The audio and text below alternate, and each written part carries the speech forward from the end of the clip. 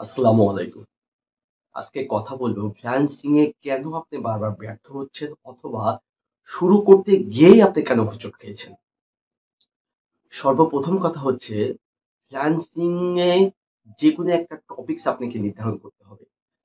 আসলে আপনি এলোমেলো ছোটার কারণে নির্দিষ্ট পিন পয়েন্টে আপনি হিট করতে পারতেছেন না। হয়তোবা দেখা যাচ্ছে যে আপনি একটা কাজ শিখতেছেন, সেই কাজ শিখতে শিখতে হয়তো ইউটিউবে সার্চ করেছেন।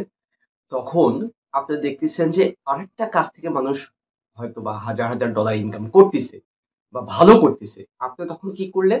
যেই টপিকসটা টার্গেট করে শিখতে চাচ্ছিলেন, সেই টপিকস বাদ দিয়ে আপনি ওই টপিকস এর দিকে ধাবিত হলেন। কিছুদিন ওইটা কভার করার পরে আবার আরেকটা সাইডে আপনি কিছু ভিডিও দেখলেন, আরেকটা সাইডে চলে গেলেন। এই যে আপনার নির্দিষ্ট টার্গেটটাকে আপনি ফিক্সড রাখতে পারতেছেন না, এটা হচ্ছে ১ নাম্বার কারণ ব্যর্থ হওয়ার।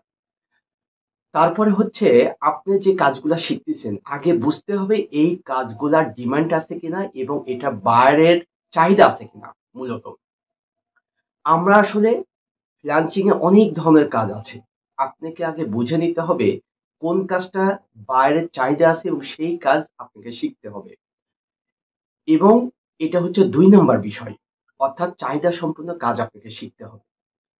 ৩ নম্বর বিষয় হচ্ছে আপনি ওই কাজটার খুঁটিনাটি বিষয়গুলা না শিখে আপনি হয়তোবা কিছু দ্রুত ইনকাম করার জন্য আপনি ওই বিষয়টা কাভার করছেন। যখন আপনি ওই বিষয়টা কাভার করছেন, কম্পিটিশনে যখন যাচ্ছেন, তখন আপনি হেরে যাচ্ছেন। কারণ ওই বিষয়টার খুঁটিনাটি বিষয়গুলো আপনি ভালো করে কাভার করেন নাই। বায়ার যখন বিভিন্ন ধরনের প্রশ্ন করতেছে, আপনি আটকা যাচ্ছেন। কারণ ওই ডিপলি আপনি কাজটা ভালো করে শেখেন নাই। ৪ নম্বর অপশন হচ্ছে আপনি কাজটা হয়তো ভালো করে শিখেছেন, কিন্তু আপনি ফাইল আপ করা শিখেন নাই।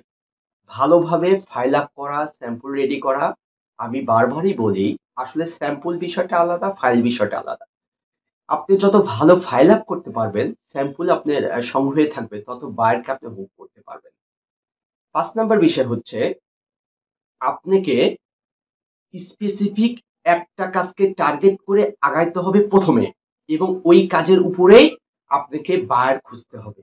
ঠিক আছে? বায়ার খোঁজার ক্ষেত্রে আপনাকে অবশ্যই মার্কেট প্লেস এবং মার্কেট প্লেসের বাইরে ২ টাতেই আপনাকে কভার করতে হবে। অর্থাৎ মার্কেট প্লেসেও আপনাকে চেষ্টা চালাইতে হবে এবং আপনাকে মার্কেট প্লেসের বাইরেও চেষ্টা চালাইতে হবে। প্রথম কথা হচ্ছে আপনি যখন একটা নির্দিষ্ট কাজকে ভালো মতো কভার করবেন, ফাইল রেডি থাকবে, স্যাম্পল রেডি থাকবে, আপনার ভিতরে একটা কনফিডেন্স গ্রো হবে এবং ওই রিলেটেড কাজের জন্য বায়ার কি ধরনের প্রশ্ন করে এটা আপনাকে জানতে হবে। ঠিক আছে? এটা আপনাকে জানতে হবে। যখন আপনি এগুলা কভার করবেন, তখন আপনার ভালো লাগবে ওই বায়ার খোঁজার জন্য। কারণ আপনি কষ্ট করে একটা বায়ার পেলেন, বায়ারের সাথে যখন চ্যাটিং করবেন, আপনি যদি প্রপারলি বায়ারকে বুঝাইতে না পারেন, তাহলে কিন্তু বায়ারটা আপনার প্রতি সন্তুষ্ট হবে না বা বিশ্বাস করবে না, আপনাকে কাজ দিবে না। আর বায়ারকে কখন ভালো করে বুঝাইতে পারবেন? যখন আপনি ওই কাজের ডিপলি জানবেন, আপনার কাছে ফাইল থাকবে, স্যাম্পল থাকবে। তাহলে আমার পরামর্শ হচ্ছে নির্দিষ্ট একটা কাজকে ফোকাস করেন, একটা নির্দিষ্ট কাজ, সেই কাজের উপরে আপনি নিজেকে দক্ষতা তৈরি করেন, ফাইল রেডি করেন, স্যাম্পল রেডি করেন এবং মার্কেট প্লেস এবং মার্কেট প্লেসের বাইরে বায়ার খোঁজার জন্য আপনি মার্কেটিং যাবেন। অনেকেই অনেক ভালো করে কাজ শেখে, বাট কাজ খোঁজার ক্ষেত্রে মার্কেট প্লেস সম্বন্ধে ভালো করে জ্ঞান অর্জন না করে মার্কেট প্লেসে অ্যাকাউন্ট খুলে গিগ দেয়। তখন দেখা যায় যে আসলে তার গিগ রিসার্চ করাই হয়নি, তার অ্যাকাউন্টটা ভালো করে সেট আপ করাই হয়নি। তখন কি হয়, ওই মার্কেট প্লেসে থেকে তার অ্যাকাউন্ট গ্রো হয় না, গিগ র্যাঙ্ক করে না, তখন সে ডিমোটিভেট হয়ে এই সেক্টরটা ছেড়ে চলে যায়। আসল সে নিজেই বুঝতে পারে না যে আসলে তার ব্যর্থতা। ঠিক আছে? সে মনে করতেছে অনেক সময় অবশ্যই রিজিকের মালিক আল্লাহ, তারপরেও সে আহ, মনে করতেছে হয়তো বা আমার দ্বারা এটা হবে না, আমি দীর্ঘদিন চেষ্টা করতেছি, কিন্তু সে তার নিজের ভুলটাই বুঝতে পারে। কারণ মার্কেট প্লেসে যখন সে রান করছে, মার্কেট প্লেসে অ্যালগোরিদম সে ভালো করে শিখে নাই, তাদের ট্র্যাকিং ভালো করে বোঝে নাই, গিগ রিসার্চ বা আপওয়ার্কের প্রজেক্ট রিসার্চ এবং অ্যাকাউন্টের ফিচার্স থেকে শুরু করে ওদের অ্যালগোরিদম আপনি ভালো করে বোঝেন নাই। এই জন্য আপনার অ্যাকাউন্ট বা গিগ র্যাঙ্ক করতে পারতেছেন না। এটা হচ্ছে ১ নম্বর ইস্যু। অনেকে আছে মার্কেট প্লেসেই অ্যাকাউন্ট খুলে বসে থাকে, আর কোনো চেষ্টা করে না। আসলে মার্কেট প্লেসে অ্যাকাউন্ট খোলার পরে, পরিপূর্ণ সেট আপ করার পরে ন্যূনতম আপনার 5টা গিগ দেওয়ার পরে আপনাকে একদম মাঠে নেমে যেতে হবে আউটরিচ করার জন্য, বাইরে থেকে ক্লায়েন্ট খোঁজার জন্য। ঠিক আছে? বাইরে থেকে ক্লায়েন্ট খোঁজার জন্য। তাহলে কি হবে? আপনার দ্রুত কাজ হবে এবং কাজটা আপনি ভালো করে করতে হবে, জমা দিতে হবে এবং এই বিষয়ে ভালো ফিডব্যাক নেওয়ার জন্য আপনাকে সচেষ্ট থাকতে হবে।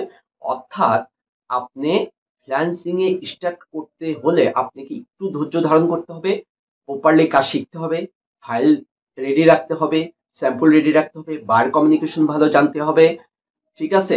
ওই কাজ রিলেটেড আপনার তো সারা রাজ্যের বিষয় জানার প্রয়োজনে আপনি যে টপিকস নিয়ে কাজ করবেন সেই টপিকস নিয়ে আপনি আগে কভার করবেন। যখন একটা টপিকস কভার করে আপনি ইনকামটা শুরু করতে পারবেন এবং আপনি প্যাটার্নটা বুঝে যাবেন, তখন আপনি যে ধরনের কাজে হাত দেন না কেন সিস্টেম একই, তখন আপনি দ্রুত আরো বেশি আগাইতে পারবেন। অর্থাৎ আমি ওই সবাইকেই পরামর্শ দিব, একটা কাজ শিখে আপনি ফোকাস করে আপনি আগে ইনকাম করুন। একটা বিষয় মনে রাখবেন, যে $100 ইনকাম এখানে করতে পারবে সে $1000 ইনকাম করতে পারবে, কারণ সে রাস্তাটা চিনে গেছে, সিস্টেমটা বুঝে গেছে, সে ফ্লেভারটা পেয়ে গেছে। তাই ফ্রিল্যান্সিং এ সাকসেস হতে গেলে অবশ্যই আপনাকে একটা সুদূর প্রসারী পরিকল্পনা করতে হবে, একটা মাস্টার প্ল্যান করে আপনি আগাবেন এবং ছোট ছোট ছোট ছোট করে আগান। ইনশাল্লাহ আশা করি যে আপনি সাকসেস হবেন। সকলকে অসংখ্য ধন্যবাদ।